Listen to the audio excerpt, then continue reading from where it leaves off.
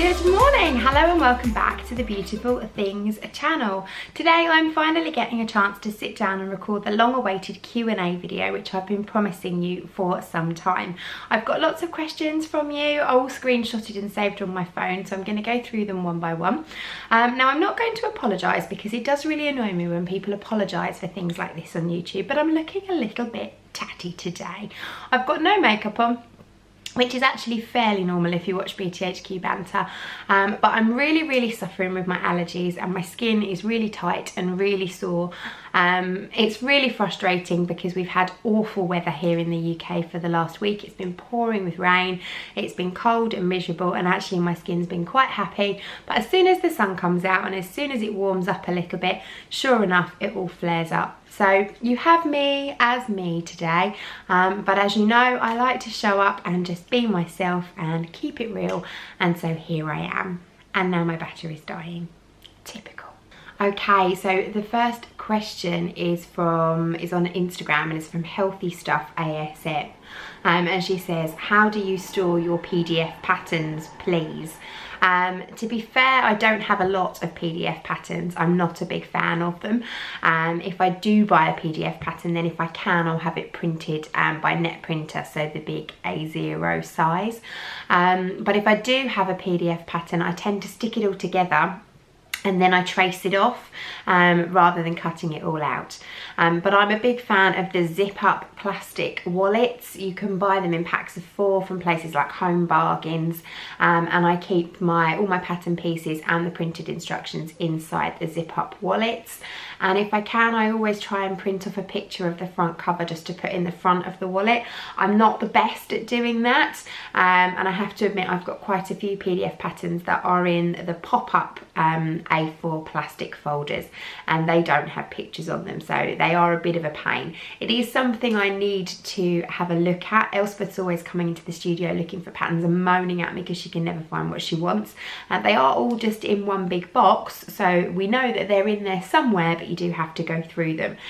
So yes, I think everything needs to go into the clear pockets, and that is definitely a project that I need to do at some point in the near future.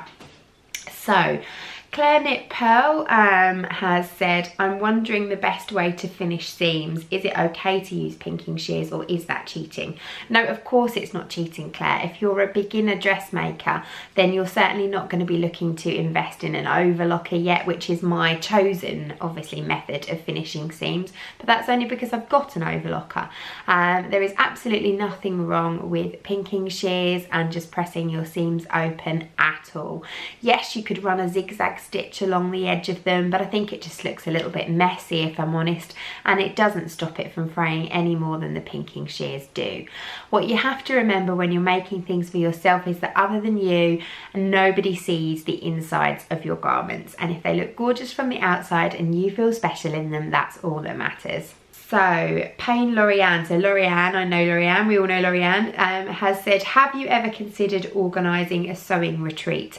Yes, Lorianne, on numerous occasions I have thought about organising a sewing retreat, but the thing that always gets me is that we've got a gorgeous venue already, and I want it to be used all the time. So whilst I appreciate sewing retreats are great fun, you know, go away to a lovely little house somewhere with lots of bedrooms or a big hotel or a conference centre and set up your sewing machines, I always think, oh, but poor old BTHQ wouldn't get used. And we could have something at BTHQ and then you go and stay at a nearby hotel, but it's not quite the same as having it all in one place. The other thing that always put me off was that I always thought you had to have a specific project to all be working on together. But actually, on reflection, I've recently been looking or following on Instagram Lauren from Guthrie and Garney, and she did a 3-day sewing retreat in a beautiful venue that was absolutely perfect. Lots of little bedrooms and a big room for sewing and a nice lounge area and lots of food and fun. And everybody just brought their own projects and they just cracked on and sewed together for 3 days. Now, actually, that appeals a lot more than trying to find a tutor or teach something myself. and people all coming together to sew the same thing. That's a bit too much kind of like what we already offer at BTHQ. And we often have weekends where we'll get, say, Sian from Kittenish Behaviour, or recently we've had Charlotte Newland come and do Ginger Jeans, and we do 2 or 3 days where we're all sewing the same project. And really that's kind of like a retreat, because a lot of people do stay in hotels and nearby accommodation. So I think I will look, maybe I might test it out at BTHQ first. I might test out having like a sewing weekender where you can bring whatever project you like to the studio. But at the same point, never say never. Possibly in 2020, I might look at finding a really nice venue and we'll go away for a few days, but we will just sew what we like. So if you're interested in that and you think you might want to come along, leave me a message in the comments and help fuel my my thought processes. And obviously, Lorianne, if I do organise a sewing retreat, you need to come back. So Romy Kate said, what were the best subjects at school and what kind of child were you? If you ask my mum what kind of child I was, she'd probably say quite outgoing, chatty, didn't concentrate, didn't listen. My school reports always said could try harder. Right from junior school through senior school. Yeah, favourite subjects were the creative ones. I loved drama, I loved art. I didn't enjoy maths, I didn't really even enjoy English, to be fair, or science, despised the languages, found humanities really dull. It wasn't so bad when I was doing my GCSEs. I chose to do GCSE sociology, so I wasn't doing history or geography or anything like that, and that was quite interesting.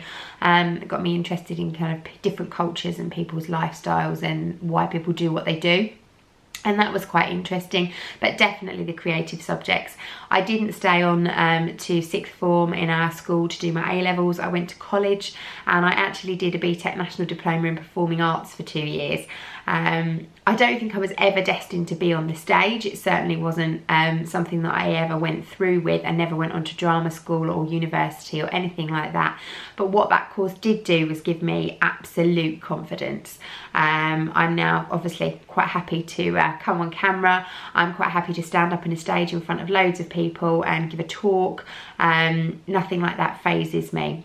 And I can put that down to that course, because during my school years I was bullied, not physically but mentally. You know, kids can be nasty, and I was bullied through my secondary schooling. I wasn't particularly popular, I didn't have an awful lot of friends, and when I left and I went to college, I kind of made that executive decision that, right, this is going to be a time for change and I'm going to stand up for myself, I'm going to make friends and I'm going to learn to be confident, and if you don't like me, well then that's your loss and not mine.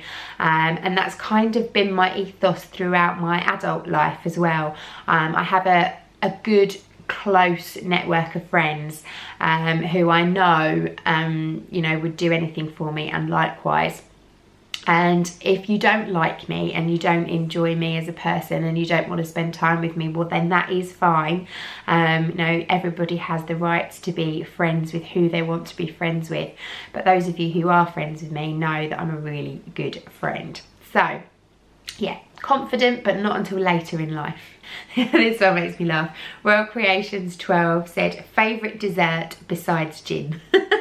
I do like gin. I think it's very nice, but no, my favourite dessert has to be a lemon tart, a real pucker French tart citron, really zingy, really kind of suck your face in, with really lovely thick cold cream. Another one from Lorianne, any chance you'll go with me to the pattern review weekend next May? It's in London. Highly likely, Lorianne. Let me know the details as soon as you can. There is one weekend in May which I can't do, which is family birthday weekend. Other than that, I am pretty free, so let me know when it is and I'll get something in the diary. It'll be lovely to see you again.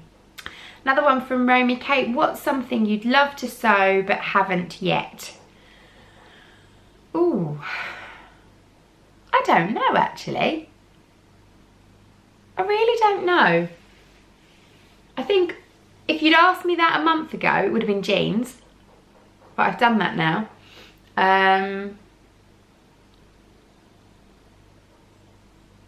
I I don't know. I really don't know.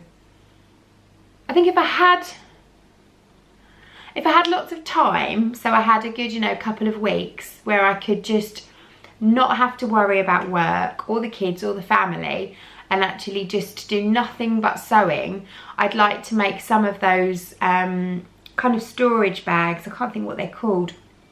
They've got lots and lots and lots of zip compartments in them. They open up really big for you to chuck all your crochet and knitting bits in. And I know I could make them. It's not a case of I wouldn't be able to understand the patterns or it would be too complicated. I know I could do them, but I also know that it's a big task. There's lots of cutting out to do, lots of prep, lots of interfacing, lots of sorting out. And I'd really like to not do it in small chunks. I'd like to just be able to take over the studio for like a whole week and just dive into just totally and utterly selfish sewing. That would be nice. So yeah, something like that maybe. So there you have it, that's my Q&A. Short and sweet, I hope you enjoyed it. A little bit about me and my sewing and just life in general. If you'd like me to do more videos like this, then please do let me know. Leave your questions in the comments, I'll let them stack up, and then I'll do something more for you. Anyway, thank you very much for watching. I will see you again soon. Bye!